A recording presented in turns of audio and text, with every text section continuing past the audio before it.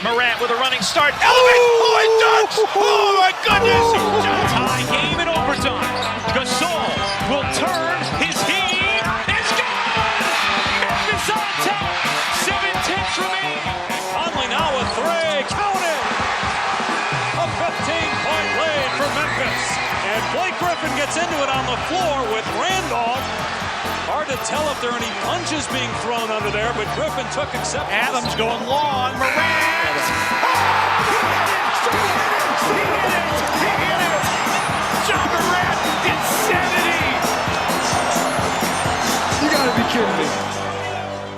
Welcome to Grits and Grinds, a Memphis Grizzlies podcast. Grizzlies won last Friday edition. My name is Keith Parrish. Over the weekend, the Grizzlies went 1-1 on a road trip. They got a win over the Mavs, who were without Luka Doncic, and then they lost to the Suns on the second night of a back-to-back. On this episode, I'm going to talk about both of those games, especially the win over the Mavericks, where there were some unlikely heroes. I'm also going to go over some injury and roster updates that have just come out. Before we get to all of that, just a word, especially for those of you in Tennessee, Alabama, and Mississippi, that Underdog Fantasy is currently offering users in those states a $500 deposit match. This is in honor of their higher or lower games being now available to you. I really enjoy Underdog Fantasy. It's a unique way to play fantasy sports for cash. And right now, any new user that signs up using my promo code FBBF, they'll have their opening deposit matched up to $100, but those users in Tennessee, Alabama, and Mississippi will get that deposit matched or doubled all the way up to $500. So if you're interested in Underdog Fantasy, check them out and use that promo code FBBF or click the link in this episode's description. All right. The Grizzlies had sort of an encouraging last week. I mean, I feel like everyone's carried away with like, it's encouraging. Yes, beating the Jazz last Wednesday and not losing your first 9 home games, that I guess is encouraging. It's better than the alternate. Who cares if Larry Markkinen didn't play? At least we won. Yes, winning back-to-back games for the first time all year. Sure, if you want to be fired up about that, I'm relieved about that. Not yet excited. I mean, you played the Mavericks, who didn't have Luka Doncic, after playing the Jazz, who were 1-9 on the road. They didn't have Larry Markkinen. So, okay, all right, we won a couple of games. That's great. Let's not start planning the parade down Beal. And I mean, maybe you want to wrap into that they were competitive against the Suns, and I'm not going to take that from you.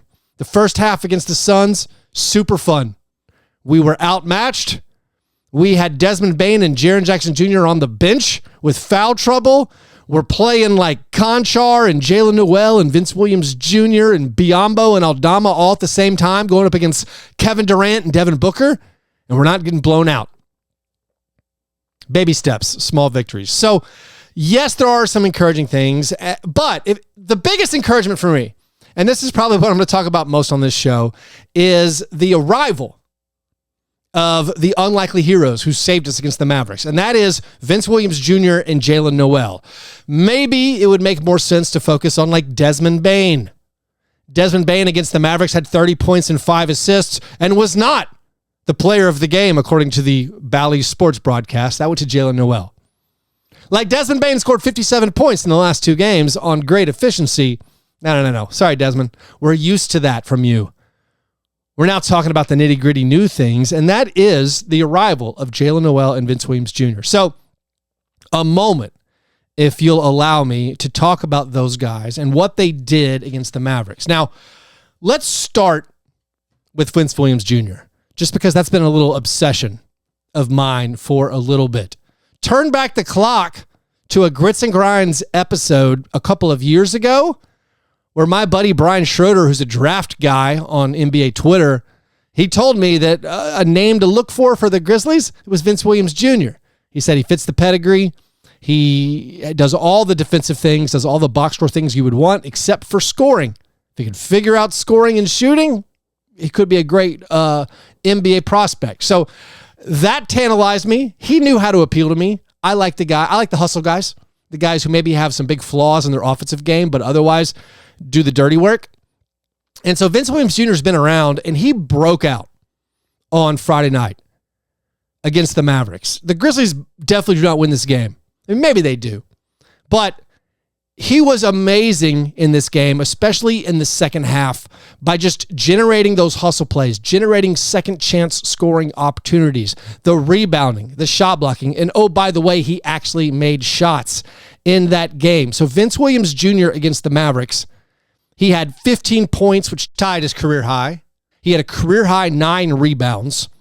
During the broadcast, they kept saying he had 11 rebounds. I guess the scorekeeping went back and took a couple of away. So he did not get his first career double-double, but he did still get a career-high 9 rebounds. He had a career-high 3 made three-pointers, had a couple of blocks. And we've seen this now over and over this year that when Vince Williams Jr. plays, good things happen. And as much as I maybe poo-poo some of the overall, encouraging feelings towards the Grizzlies, guess what? The Grizzlies still don't make three-pointers. Their offense is still terrible. When Ja Morant comes back, yeah, they'll be competitive, but I don't feel like we're anywhere close to what we thought we would be. But the one encouraging thing that I will not force you to slow down on over the last week is I think the discovery of Vince Williams Jr. We wanted a wing to step up, and I'm kind of optimistic that this is the guy who stepped up. It wasn't Zaire. It wasn't Laravia. It wasn't Roddy. For me, finding out that Vince Williams Jr. can help you all year, very encouraging. And it's something that I am actually excited about. In the Suns game, he didn't do as much as he did in the Mavericks game, but guess what? They won his minutes. He scored in double digits again. He played 30 minutes. He had 12 points, 5 rebounds, 2 assists. This guy makes that positive impact, and we know that plus-minus numbers are squirrely. But this guy has, by far, the highest net rating on the Grizzlies this year. This guy has played more than 10 minutes in a game this season 6 times. He has a positive plus-minus in 5 of those 6 games. And again, the Grizzlies are 2-4 in these games. The Grizzlies are bad. And 5 out of 6 games where he plays more than 10 minutes, he has a positive plus-minus, despite the team losing. If you want to stretch that out a little bit more, he's played in 8 games where he's basically been in the rotation, played over 9 minutes. And in those games, he's had a positive plus-minus in 6 out of the 8 games. Single game plus-minus, not very meaningful. The more games you get added up, the more meaningful it becomes, and I believe in it. And the thing that excites me the most, beyond the hustle plays, it's all wrapped together. I mean, it's the hustle plays, it's the defensive stops, and it's the rebounding. That's a thing that in the preseason, we identified on this show as a reason why I think Vince Williams Jr. needs a long look. The rebounding numbers, the steals and blocks combined numbers, there's a pattern here. Also, the free throw numbers. Vince has been making his free throws. He is over 90% on the season. I mean, it's very, very small numbers here. He is 12 out of 13 from the line this year in the regular season. Last year, he made both of his free throws. So again, small sample size, but for his career, 14 out of 15 on free throws. And we can see these things go sideways. But so far, all right, NBA career, over 90% from the line. Just 15 attempts. But guess what? In Summer League, made 8 out of 9 free throws. That's 89%. Last year, in his 8 G League games, 81% on free throws. So we're seeing a sample size that, one, Vince Williams Jr., a very good free throw shooter. They let him shoot a technical foul free throw against the Suns.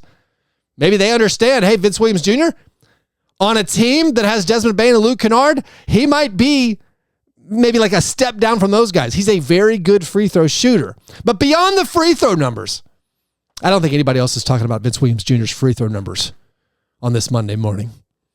That's what you get from Grits and Grinds. But beyond those numbers, it's the rebounding, it's the steals and block numbers. And again, looking back to the pattern of what Vince Williams Jr. has been doing in his opportunities in the preseason and in Summer League and in the G League last year, and then comparing it with what he's doing right now in the NBA.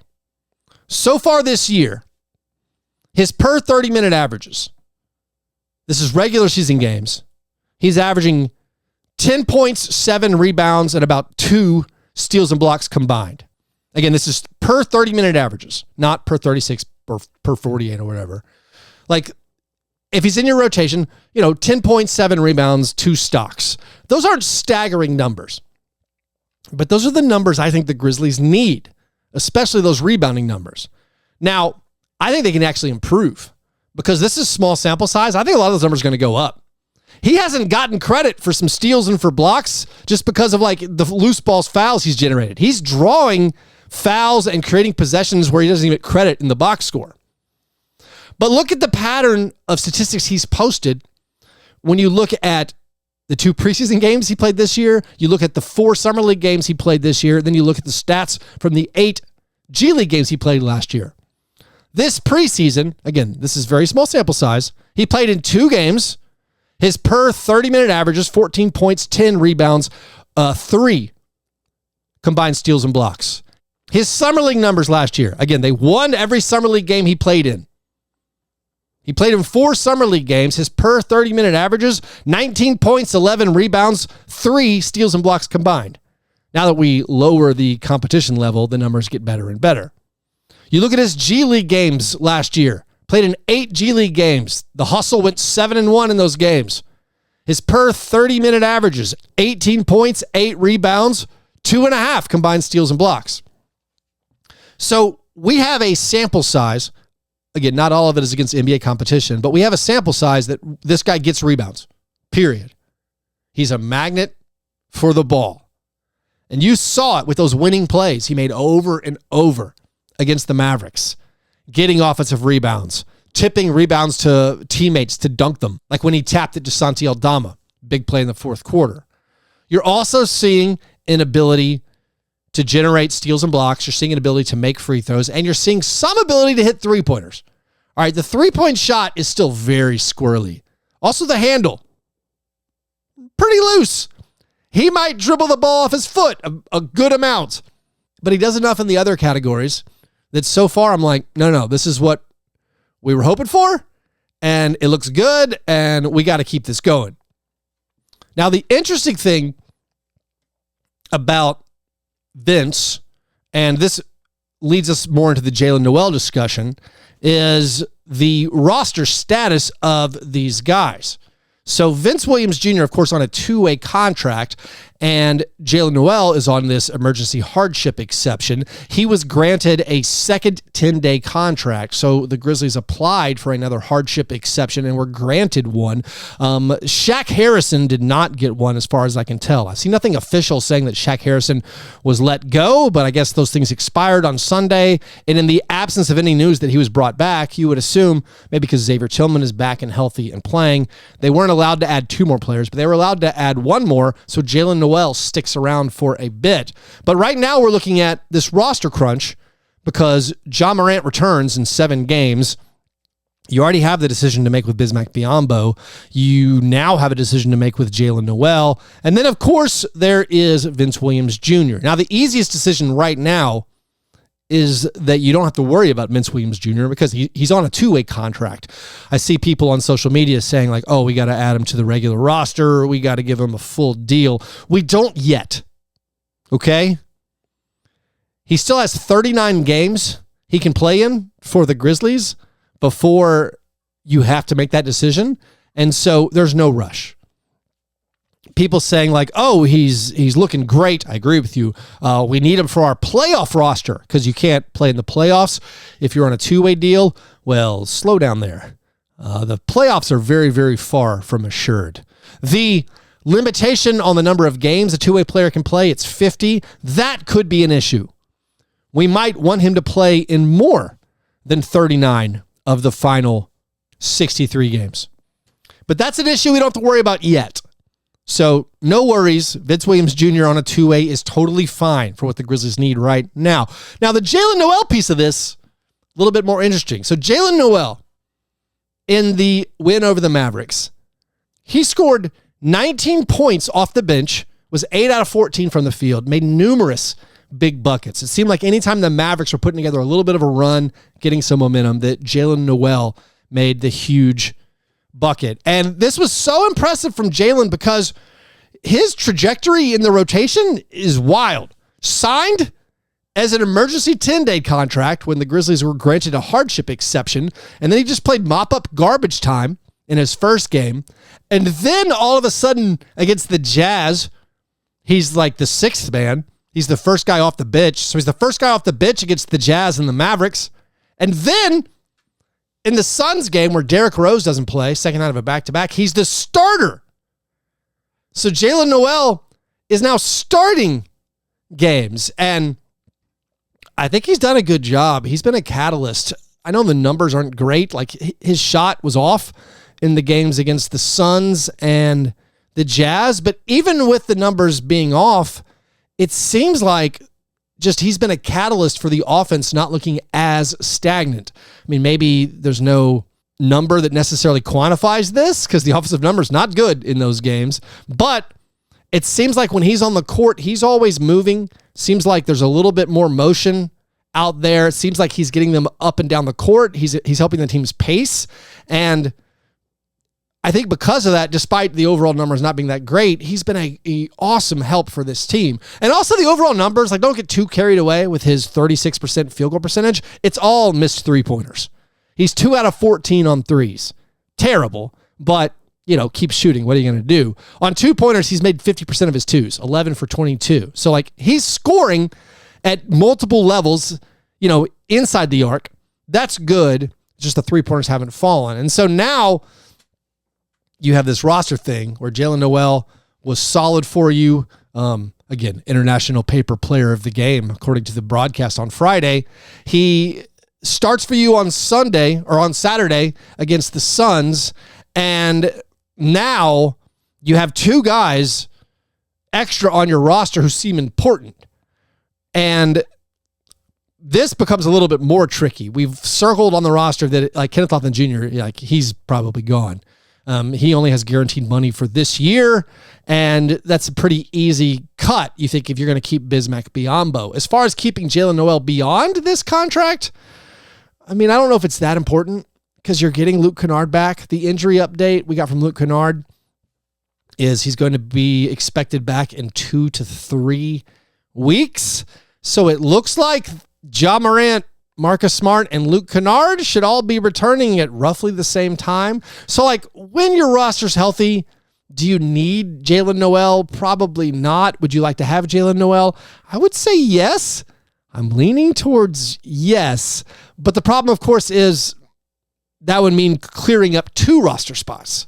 And I don't see how that happens. I mean, notably, John Konchar has been outside of the rotation. Like, the team is decimated with injuries. They're extremely short-handed. They need anybody who can play NBA minutes. And Konchar's getting DNPs. So, like, Konchar seems available, but you're not cutting Konchar. He's got, like, $19 million owed to him after this season. So maybe a team would be interested in taking him, and then sending you back. The matching salary would hopefully be expiring and you could just waive that person. Or maybe one of the couple of teams in the NBA with an open roster spot would be interested in trading for him. But I'm not sure you're going to totally dump John Konchar for Jaylen Nowell. Like, if you think John Konchar has any value beyond this season, all right, we're not cutting or waiving or trading him for next to nothing to play Jaylen Nowell this year to save this so far cursed season. We're not making deals yet that hurt next year or hurt the offseason to try to win more games this year. I don't think so. So the Jaylen Nowell question is super interesting. And all that's coming up super quick. Again, like within 7 games, there's 6 more games with Ja Morant's suspension where decisions have to be made for Bismack. I would guess, the betting favorite is Kenneth Lofton Jr. just gets waived and they keep Bismack Biyombo for longer. Anything beyond that, unfortunately, you can't add Jaylen to the 2-way contract. Like you would think, all right, Gilliard, you've lost your playing time. The spark plug, 5'8" point guard who gets us into our offense and can at least spread the ball around. Yeah, that efficacy wore off And the numbers have been pretty brutal with Gilliard on the court over his last several games. So they went in another direction, but Jaylen Nowell is not eligible for a two-way. Like, that would solve all the problems right there. Jaylen Nowell has too many years of service in the NBA. So, like, you can't sign Jaylen Nowell to a two-way. So I guess probably my guess is you don't do anything once this next 10-day is up. And then you just hope that Marcus Smart and Luke Kennard can step in and help you there. But again, a tip of the proverbial cap to Jaylen Nowell with the way he's played over the past few games. Again, 34 minutes against the Suns, played 26 minutes, had those huge 19 points against the Mavericks, and then, again, played a role, even if he did miss all of his shots against the Jazz, where I think he contributed to that victory. So I think we've gone over Vince Williams Jr. and Jaylen Nowell enough. Oh, another note on Vince Williams Jr.'s erratic three-point shooting. He shot it well last year in those 8 G League games. He shot it well in Summer League. He's at 33% for this season, but there's some context and some interesting, I guess, nuance to those three-point numbers. He's been abysmal from the corners. He's 1 out of 9 on corner threes. Those are supposed to be the easy ones. He's 8 out of 18 on above the break threes. Those are the hard ones.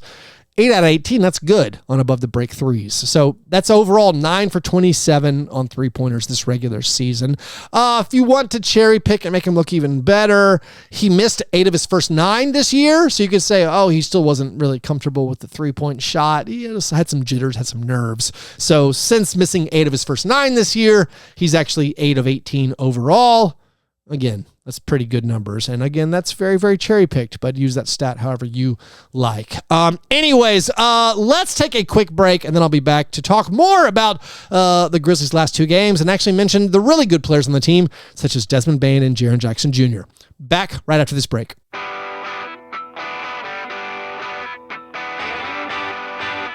All right, some more general stats and overall observations from these games, and then we'll talk about some of the other players who played. The win over the Mavs, it was a lot of fun to see, of course, because it was a comfortable win, a rare, comfortable win. The Grizzlies got off to a good start. They led by 15 at halftime. Desmond Bane came out strong, scored 18 in the first half. He again finished with 30 points and 5 assists. The Grizzlies in this game held the Mavs to 94 points. That meant they held consecutive opponents to under 100 points. That's the first time they've done that in a few years. They held the Mavericks to 37% on their field goal attempts. That was the Mavs' worst shooting performance of the season. Kyrie Irving was super terrible this whole game. Good job by the Grizzlies continually throwing bodies at him. And also, by the way, Vince Williams Jr., he guards Kyrie Irving. Vince Williams Jr. guards Kyrie, was guarding Devin Booker, had to check Kevin Durant.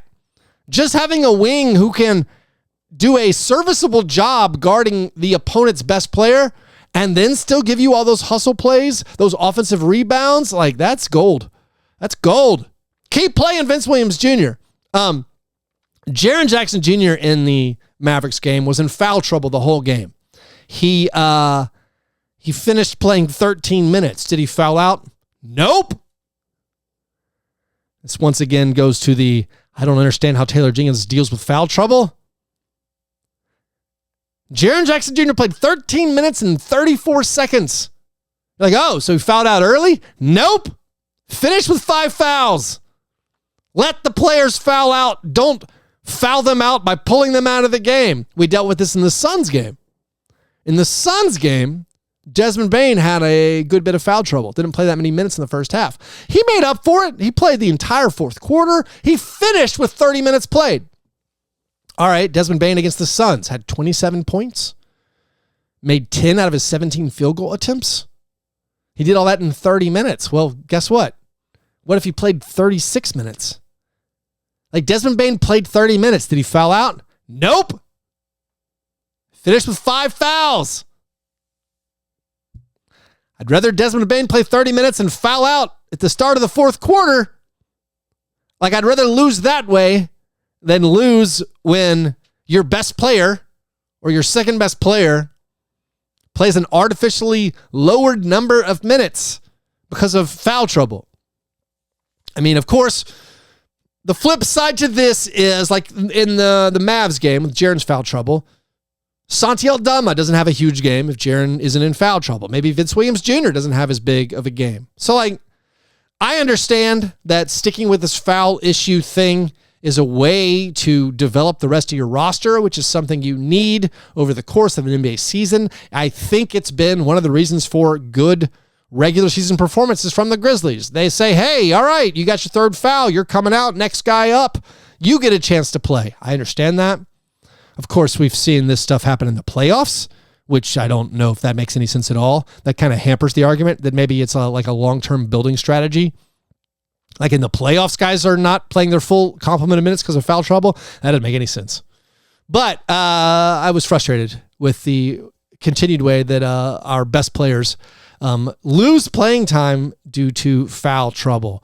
Another stat from the Mavericks game, the Grizzlies set a team high 4 rebounds in a game, which was just one higher than the team high they set the previous game against the Jazz. The moral there is, if the other team misses a lot of shots and doesn't score that many points, there are a lot of rebounds to gather up. So the 30-point game for Desmond Bane against the Mavericks, that was the 13th 30.5 assist game of his career. He loves cooking the Mavericks. He still is a little bit salty that they drafted Josh Green with the 18th pick. Bane with these 2 great games over the weekend. I think some of that is that playing alongside Derrick Rose and Jaylen Nowell has seemingly alleviated some of those offensive struggles he'd been facing. Perhaps also he has just returned to full health. But whatever the reason, the last 2 games, we've seen Desmond Bane at total peak of powers. Speaking of peak of powers, Jaren, after only playing 13 minutes against the Mavericks, he was fresh and ready to play the Suns, and he scored a season-high 37 points. This is tied for the 3rd highest scoring game of his career. His career high is 43 points. He had 37 points, 9 rebounds, 2 assists, a steal, and a block. He made 9 out of 10 free throws. He continues averaging a career high in free throw attempts per game.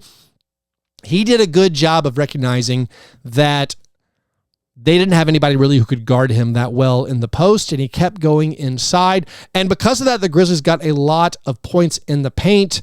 As a team, the Grizzlies have now gone 3 consecutive games with 50 or more points in the paint. That's the first time this season they have done that. Of course, once John Morant comes back, those points in the paint, I assume, will skyrocket once again and be high like they've been the last several seasons. Against the Suns as a team, the Grizzlies had a season-low 14 assists, which is a staggeringly low number. They also committed a season-high 31 fouls.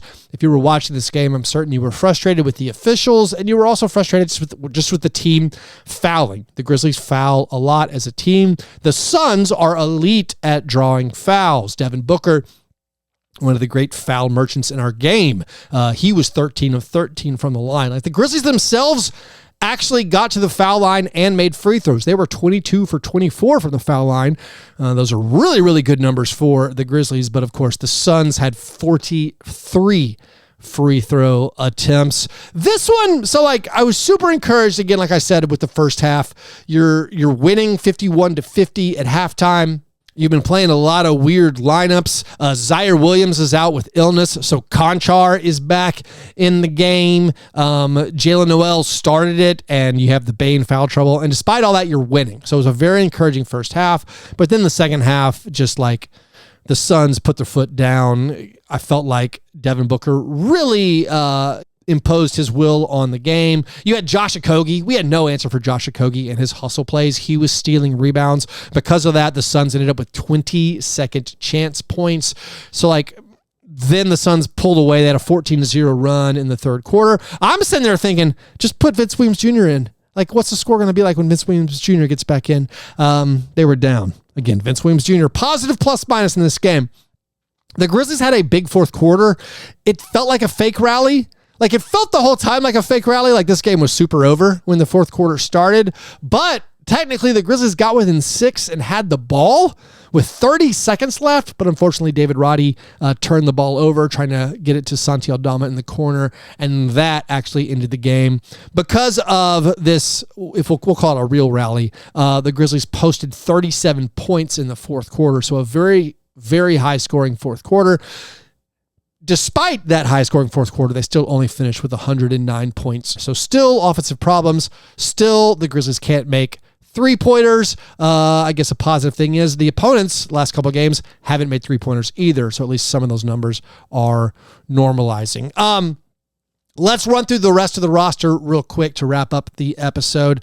Derrick Rose did not play against the Suns, but started against the Mavs. He only had 6 points, 3 assists, and 2 rebounds, but the Grizzlies were plus 21 in his 20 minutes play. And then you look at the Jazz game, where he had that great game with 14 points and 9 assists. He was plus 20 against the Jazz. So in the last 2 games that Derrick Rose has played, he's plus 41. He's completely flipped his season-long numbers with those 2 games. So the way the Grizzlies schedule is spaced out, hopefully Derrick Rose will be healthy for the next 6 games. Like they play the Pistons on Wednesday night. They play the Timberwolves on Friday night. And then you go to next week, they play Monday, Wednesday, Friday. And then you have another Saturday, Sunday off. And then you play on Monday. So like the Grizzlies' next 6 games until Ja Morant comes back, totally spaced out. Hopefully Derrick Rose will be healthy and available to play in all of those games, because like he really has been helping the squad when he's out there. Just his offensive threat, just his potential to go by his defender has been really helping the Grizzlies in the last week. Bismack Biyombo, I feel like this might be controversial. I feel like I might be ready to go back to Xavier Tillman. Against the Mavericks, he was fine. 4 points, 6 rebounds, 4 assists, 2 blocks. It's kind of a Kyle Anderson line. Against the Suns, it was not a revenge game, despite him having some fans at the game there cheering for him, specifically wearing his jersey. He struggled making his little like left-handed, right-handed hook. Those were all off. He was 1 for 5 from the field.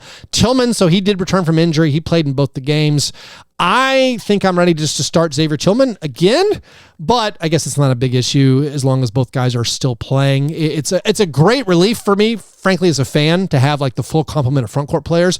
Like at least we're not shorthanded there. You have Jaren, you have Bismack, you have Santi Aldama, you have Xavier Tillman. Tillman in his 2 games since returning from injury, he missed all 5 of his threes, missed 3 against the Mavs and 2 against the Suns, but he was 3 out of 5 on 2s. He had 2 steals and 2 blocks against the Mavericks. Also got another block against the Suns. I like how Tillman plays. He's a great defensive player. I don't mind the 3-pointers. I might be in a minority. I support Xavier Tillman's 3-point bombing. Let it fly.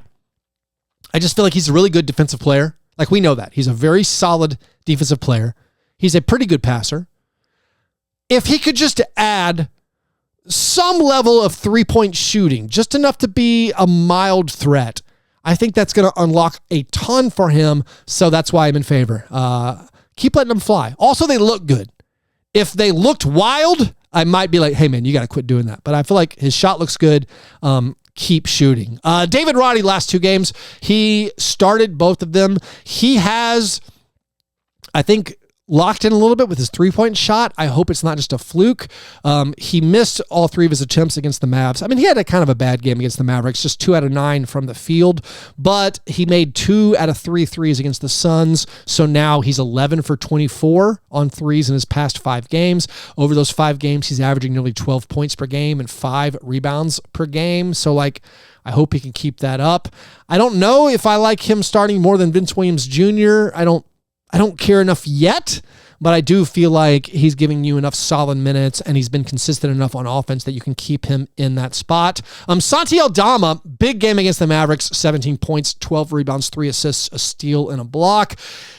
it was a weird game for him where I felt like he was struggling, but then he was making shots, so he's making up for what I consider to be some defensive struggles. He and Bane, you might have seen, got in a little bit of a shouting match at the end of the first half over a messed up defensive assignment.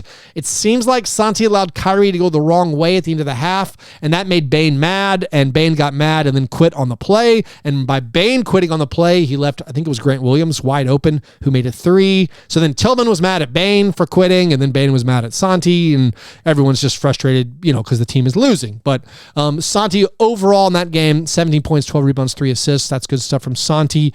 Not nearly as good against the Suns. Played a lot of minutes. A lot of that because the game isn't that close. But they were getting Bismack out pretty quickly, bringing in Santi. He played 30 minutes against the Suns. Was only 1 out of 6 on three-pointers. Again, the overall team shooting performance, 9 for 31 on threes, continues to be an issue. But Santi had 7 points and 7 rebounds. Did get 3 steals. Impressive numbers there for Santi Aldama. Zaire Williams, like I said, was out against the Suns. He played as like the 10th man against the Mavericks, only played 9 minutes. He hit his only 3-point attempt. It was a corner 3, so he had 3 points, 1 assist, 1 steal. He has definitely lost his spot in the rotation. He has fallen behind Vince Williams Jr. Despite that happening, which I'm in favor of, I'm not like super down on Zaire. I think he's been fine. He's been fine this year. All his on-off numbers, his net rating numbers are horrendous, just nightmare stuff. But like, I feel like he's shown good flashes, not just in the preseason. He's had good flashes in the regular season. His hustle plays are up from where they used to be. He still shows some of that playmaking. So like, I'm not giving up on Zaire. I hope he still gets minutes. And once Ja Morant comes back, I think he's going to have some great moments because I think they pair really well together. So still a lot of good ability from Zaire. He might never have like intangibles and game feel, but I do feel like he's contributing and he's showing some like potential out there. So I'm not bothered by him continuing to play. I hope he still stays in the rotation. I think usually, like, I don't mind him playing over Roddy. That might be a controversial opinion. Definitely keep him over Conchar, probably. Conchar played again against the Suns because of no Derrick Rose. But Zaire, is going to continue to be a project, I think, just this whole year, and that's totally fine. Like, I think I would still keep him in the rotation. Here's my 10-man rotation thought now that Xavier Tillman's back. And I've been saying I don't have a strong opinion, like, for a while now. Like, all the players are the same. I don't know who's good, just whatever. As long as Bane and Jaren play the whole time, everything else, we'll figure it out. But I'm going to tell you, I've formed opinions. I think I've seen enough through 19 games. Yes, it's been just some spotty moments of some of these guys, but like, I think if they ask me, I would probably start Vince Williams Jr. I'd probably start Xavier Tillman. I think my starters, I'd go with Derrick Rose, Desmond Bane, Vince Williams Jr., Jaren, and Xavier Tillman. Like, if you want to swap in Roddy for Vince, fine. I'm not going to argue big. If you want to swap in Biyombo for Xavier Tillman, fine. Not going to argue that big. But I think those 5 guys are definitely in your rotation. If you go 9 deep, this is where it gets trickier. I think if we're counting Jaylen Nowell on the team, which he is right now, like if we're going 9 deep, I'm saying my bench is Nowell and Roddy and Aldama and Biyombo, and that's probably where I cut Zaire out. I would probably go with the 9-man priority or the 9-man hierarchy that they had against the Mavericks, where your top 9, it's Bane and Jaren, and then Biyombo and Tillman, and then Derrick Rose and Jaylen Nowell, and then Santi Aldama and Vince Williams, and 10th is Zaire. Like, I'm fine with that. I think that's my 10-man rotation. My starters, I'd say Derrick Rose, Desmond Bane, Vince Williams Jr., Jaren Jackson Jr., Xavier Tillman. My 5-man bench unit, Jaylen Nowell, David Roddy, Zaire Williams, Santi Aldama, Bismack Biyombo. If you cut it down to 9, I'm going to cut Roddy or Zaire. I think based on what they've been doing, what the coaching staff's been doing, that means they're going to cut Zaire because they prefer David Roddy right now. But I got to say, I like having an opinion. I didn't like it when I was just kind of throwing my hands up in the air being like, man, I don't know what to do. I think this is the way to go. And they will keep doing it. And coming up, this Pistons game on Wednesday night, I hate it. I couldn't hate anything more. The Pistons have lost 17 consecutive games. I would rather play anybody else. I would rather play the Nuggets. Like, the Pistons have lost 17 straight games, and I do not want to play a road game against them. I don't want to play after they had 3 days off to think about it and to practice. Like, this team just got Bojan Bogdanovic back. The team should not have lost 17 straight. They are too talented to lose 17 straight games. They have bigs who are going to be a nightmare for the Grizzlies. Like Jalen Duren, like, he's going to be a problem for the Grizzlies. They have Cade Cunningham, who's a great scorer. They have talent. They just can't figure it out. And I do not want to play a team who I think is probably more talented than us. I think the Pistons have more healthy talent right now than the Grizzlies have. I know we're on our encouraging bounce back and all, but the Pistons are a talented squad, and I don't want to have to play any team that's lost 17 straight. There's a lot of pressure there not to lose to that team. But if you can survive that Pistons game, again, no guarantee any whatsoever. But then again, the schedule is spaced out. You play a road game against, a home game against the Timberwolves on Friday, and then next week, home game against the Mavericks on Monday, on Wednesday, road game at the Rockets, then back home Friday, home game against the Rockets, and then the following Monday, that's December the 18th, road game against the Thunder, and then second night of a back-to-back, that's the Pelicans game where Ja Morant is eligible to return. So the Grizzlies sit right now 4 games back of the 10th seed. It's still a long way to make up, and I'm telling you, when they lose to the Pistons on Wednesday, we're not going to be optimistic anymore.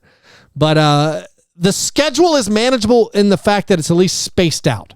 So hopefully that means that the Grizzlies will have their full complement of players. And then eventually, it's not too far away where Ja Morant will be here, Luke Kennard will be here, Marcus Smart will be there. And then we get all those questions. What to do with the roster, what to do with Jaylen Nowell, what to do with Bismack Biyombo, and it's going to be fun to watch. Well, anyways, that is the full episode for today. If you want to support the creation of these shows, do that at patreon.com/fastbreakbreakfast. If you join up over there, you can join the Slack channel and talk about the Grizzlies or whatever else you want with me and other listeners around the clock. You get access to bonus content, bonus episodes. John and I are a little delayed with getting out our last recent bonus episode, but that's coming up this week. We'll do 2 for you in the month of December. So if you want to support the show, patreon.com/fastbreakbreakfast. If you want to try out Underdog Fantasy, remember that promo code FBBF. Please subscribe to the YouTube channel. Even if you listen just to the audio version of these shows,